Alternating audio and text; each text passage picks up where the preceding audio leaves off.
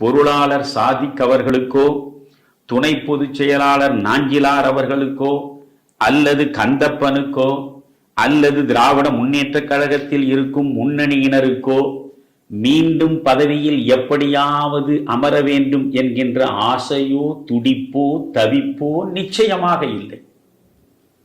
அப்படிப்பட்ட பதவி மறுப்பாளர்கள் துறவிகள் ஒவ்வொருவரும். அவர் சொல்றார், நாங்கள் பார்க்காத பதவி அல்ல, பதவி என்பது எங்களது கடும் பயணத்தில் இளைப்பாறுவதற்கு கிடைத்த ஒரு நிழல். கடும் பயணம் அது, பல்லாயிரக்கணக்கான சோதனைகள். வஉசி மாதிரி ஒரு பக்கம் செக்கிழுத்து கல்லுடைத்து உருக்குலைந்து போவது, சுப்பிரமணிய சிவம் மாதிரி சேலம் சிறையில இருந்து இந்த சுண்ணாம்பு தண்ணீரில் ஊற வைக்கப்பட்ட ஆட்டுத்தோலை எடுத்து அதை அடித்து அடித்து குற்றரோகியாக மாறக்கூடிய அளவுக்கு கொடுமைக்கு உள்ளாவது.